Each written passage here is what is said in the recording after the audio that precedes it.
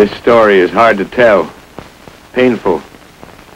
Because our outfit was in training a few weeks ago. Some of the boys who were with us aren't around anymore. They were good men. Good soldiers. They had learned to fight, and they had the guts for fighting. But when it came, it was like a sock on the back of the head. Korea started rough. The first 40 days were a battle for time, with a handful of men against an army. Yes, they were good men, good soldiers. And no story of the Korean War can be told without saying first how well they fought against great odds.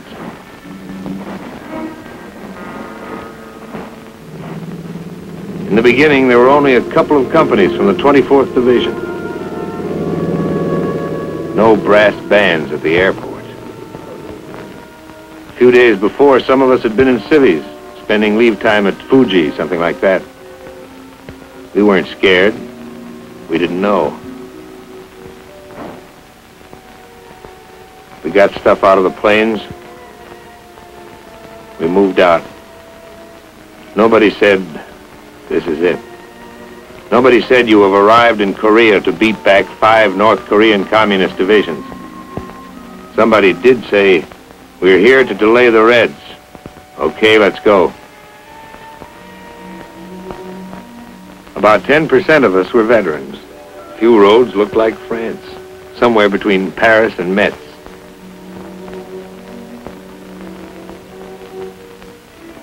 Mostly the soldiers were young, no battle experience. They smiled a lot. They made the whole lot of us look like good-natured Yanks, glad to see a new town. Some of these boys enlisted to travel. But whoever sees travel posters about Korea, relax, come to the land of the morning calm.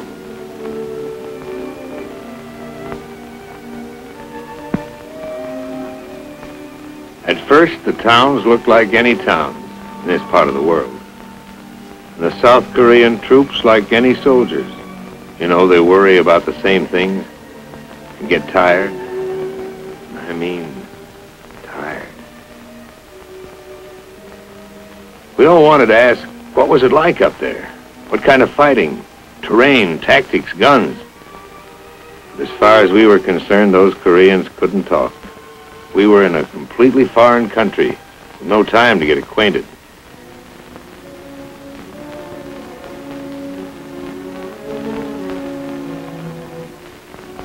They emptied a town. Hardly a thing left.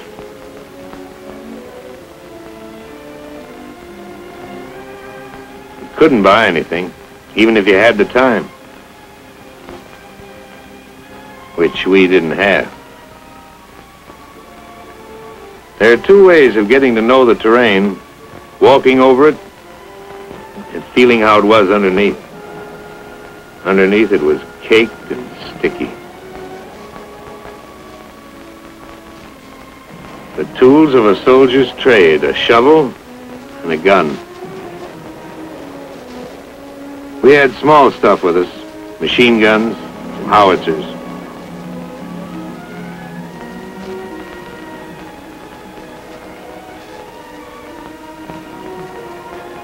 It was hard to believe. 1, 2, 3, we were smack in the middle of a war. Guns ready, aimed north, against an enemy that would look exactly like our friends, the South Koreans. These troops had seen action. They didn't have to speak. Their clothes spoke. Their shoes spoke. Their eyes spoke. We got set. Like I said, when it came, it was fast and it was all around us. They threw everything at us. We answered. We went ahead. It was like D-Day, with no warning. Those kids, they became veterans overnight. Tough, hard, nervy. They moved as if they'd been with us all through Germany. There were too many North Koreans with too much heavy equipment, especially tanks. What can men with guts do against tanks? bazooka was some defense, but there were too many tanks and too few bazookas. Day after day, it was pull back and fight again. There were too many of them. You wouldn't know where they'd come from. The rice paddies would lie quiet. We'd hide in the shadows, trying to look like a hut or a cornfield or a rice paddy. Concealment was one of our weapons. There were too many of them. The boys pulled back, tired as dogs. Because whenever they'd meet the Reds head-on, the Reds had enough men to fight us on the front and on our flanks, too. We knew it. It was hard to face. We were hurting.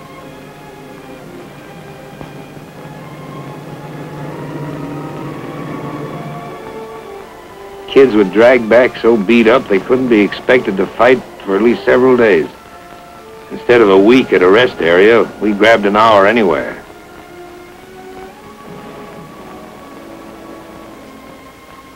Took a shower.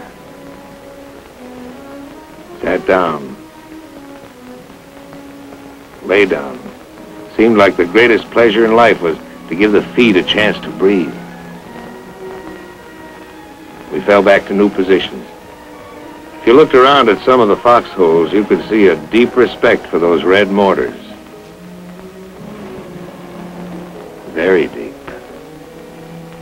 We were short on men. South Koreans carried our ammo. But we didn't know what some of the others were carrying. Turned out that many of the silent refugees filing along the South Korean roads were North Korean communists in disguise. They'd sneak through our lines and fight us from behind. We caught some, but infiltration caused plenty of casualties. We were going to watch the refugees more carefully from now on. This was a big police job in Korea, the biggest. The attack was full-sized, had to be stopped. The United States Army, a small part of it, was here to help. There'd be men in other uniforms fighting with us soon. The whole world had seen this, knew what the score was. Up near the guns, the score was against the enemy. They were losing points, losing time.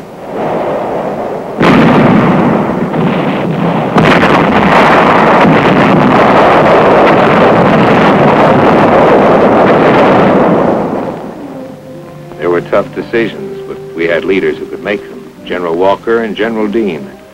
Yes, our outfits were winning. They were holding back the enemy until help could arrive.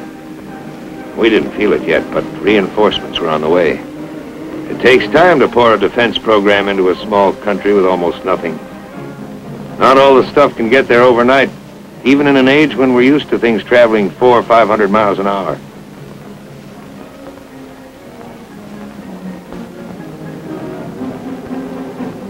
Oh, we needed tanks.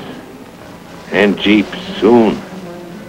If some of the boys at the front could have heard the winches grind at the port, that would have been sweet music.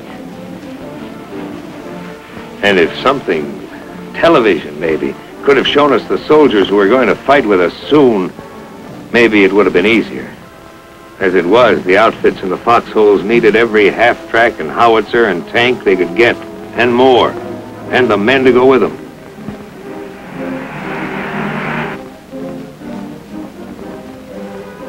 Yes, our mission in the lines was delay. Delay the Red Drive in Korea. Delay it so we could get jeeps. Delay it so we could get weapons carriers and weapons and more ammo. Get it to us, men and equipment, wet or dry.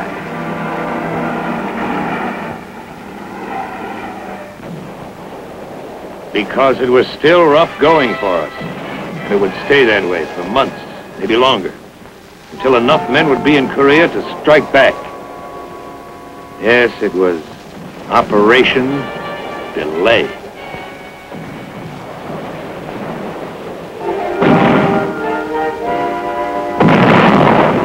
Ammo was precious.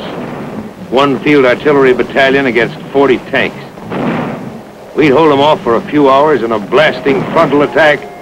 The Reds would envelop us on both flanks. Always trouble up ahead, trouble on the sides.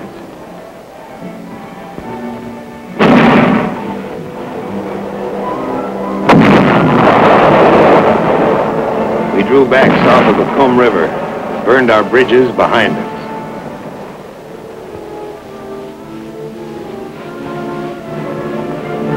People in big cities like Pittsburgh are bothered by smoke.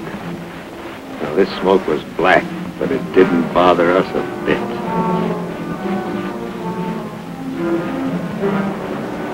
Yes, smoke can look good when it's where you want it. There were plenty of times when the smoke was too close.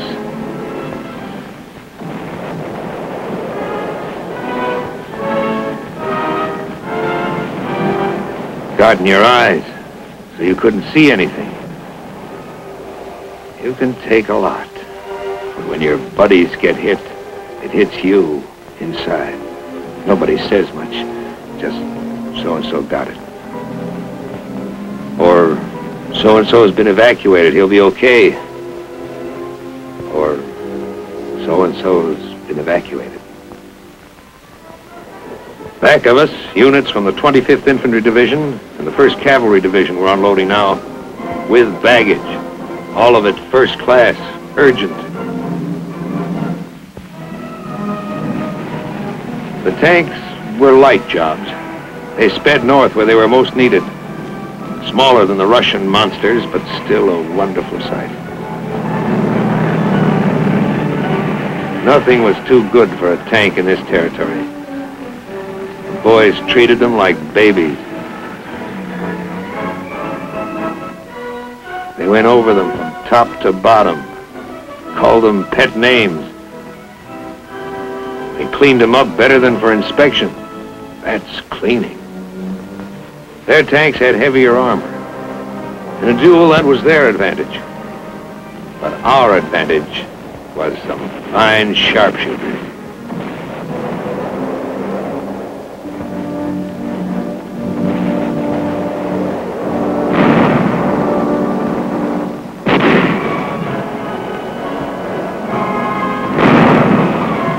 They had giants.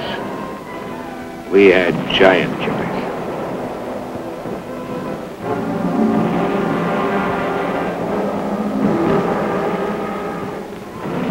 Tejan was the worst. Ask anyone where he felt it the worst, and maybe you'll hear a few other names, because it was bad all over. But most guys will say Tejan.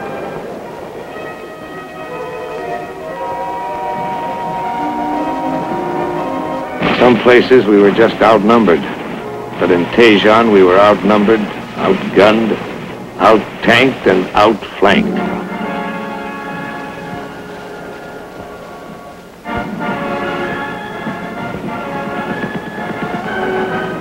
We pushed out, trying to poke a hole in their lines. No go. We tried another direction. But at the end of every road leading out of Tejan, there were thousands of North Korean troops, plenty of T-34 tanks. It got kind of confusing. There was one hot day, 100 degrees, but we just sat. There was no place to go. It was war, not the way it is in the movies. We were all tired, including General Dean. Flank attacks had cut every escape route. We gassed up, ready for a move. We were supposed to hold this hot town for 2 days. We held it for 3. It was get out or be trapped in Tejan.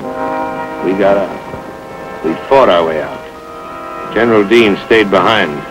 He may still be there.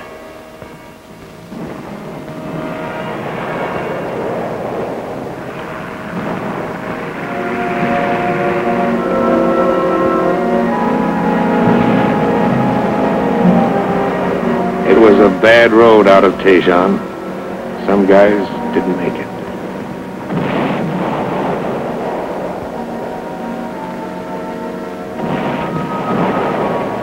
Tejan was burning. A dead town.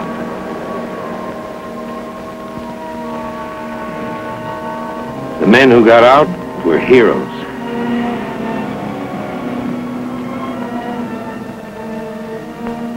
The men who didn't get out they were heroes. There's no better word.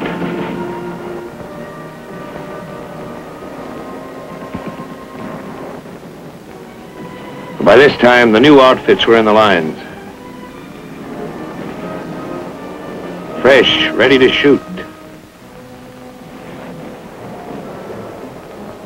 Everything set just right. Nice to hear the steady crump of your own mortars. Even nicer to hear the howitzers slamming them out. Together, they're terrific.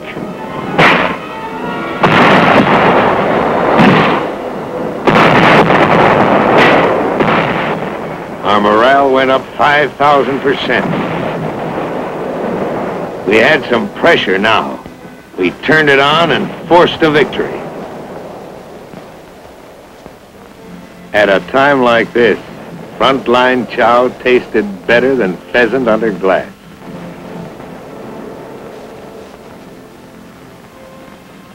The rally was short. One outfit might do okay for a day, but on that same day, 5 other sections of the front line would be feeling the enemy's hard blows, the envelopments, the infiltrations. Some of our strongest attacks were by patrols, small groups battered by the enemy, beaten by the mountains, falling down tired.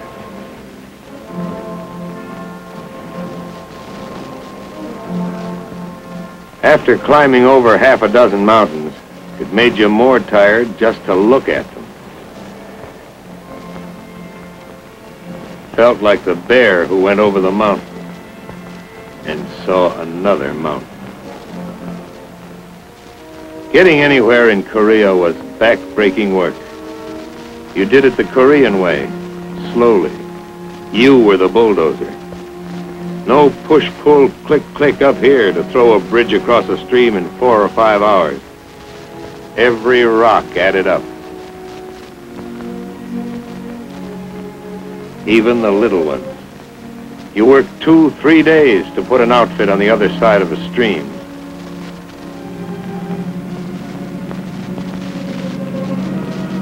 The rainy season and the Korean superhighways didn't help us get around. Wherever we went, we built our way. It was no good having any drag with the engineers. They had their own troubles. You were the engineers. In this battle, you did everything. Build, fight, hold, pull back, and destroy. Whenever we were about to leave a place, we planted it carefully. TNT. Planted it not deep, just deep enough so it would come up the way we wanted it to. The better you plant it, the better it comes up. A second-story job. This kind of gardening went on quite frequently. Very relaxing work. We were going to stall them up and down the whole front. And someday there'd be a turnabout that would pay those North Koreans off for what we'd been taking. And then we might have to put back all these bridges. We slowed them, but we couldn't stop them. Fighting is fighting, always rough. But it's rougher when you're forced to pull back.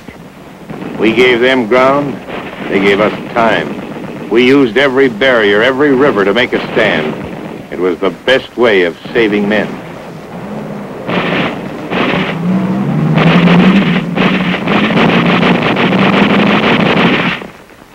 They beat us back to the Naktong. We got there early enough to make it across. The Naktong was a pretty useful river. No king ever had a moat around his castle so wide and protected. It felt like a new division was in the line.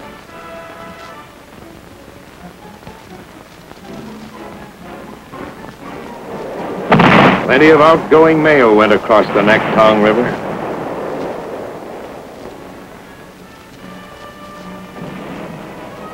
If you've seen combat, you know what it is to have a line, a place to fight from. Well, for the first time in this Korean business, we had something we could call a line.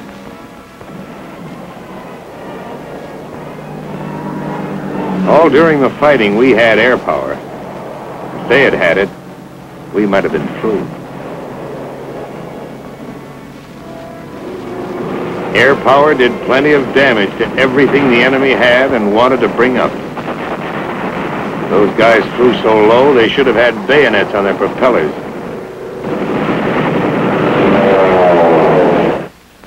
In a corner of Korea, a little bigger than a beachhead, we dug in, built a village of foxholes. Only here you couldn't dig too deep on account of the rocks. On this beachhead, a lot of the boys who flew in at the beginning were still around, still smiling. There's waiting in every war. Time to find out where you were, how you were doing. We faced the enemy. We faced ourselves. Our enemies were fanatics. We were believers in one faith, that men can live together peacefully, thinking, feeling, worshiping, each in his own way.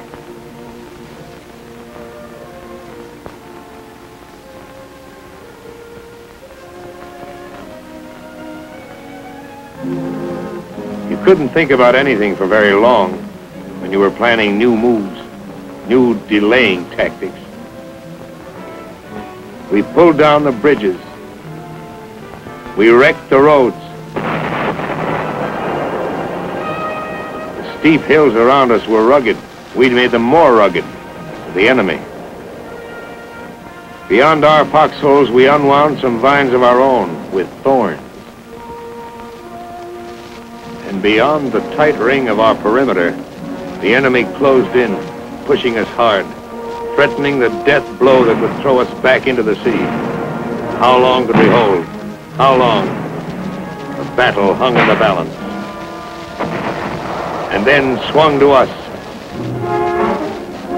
A great force reached Korea in a new strategy that gave the North Korean army a battle from three sides at once.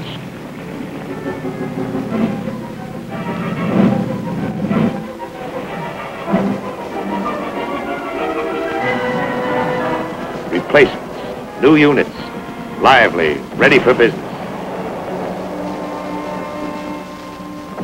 They stole along the hills, slipped up the ridges, looking for a soft spot in the enemy's hard shell.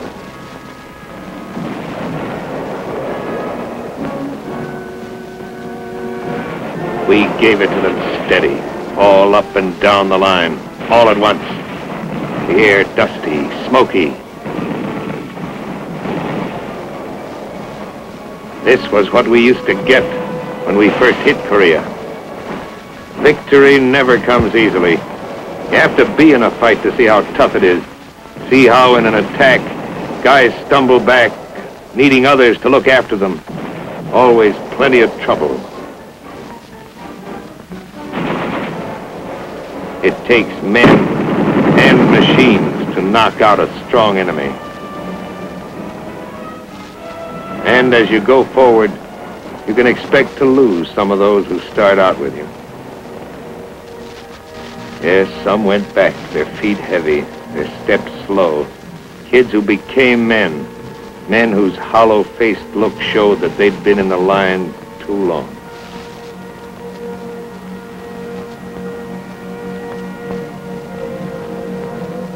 You can't count on a straight road to victory. Sometimes it winds, goes down, goes up.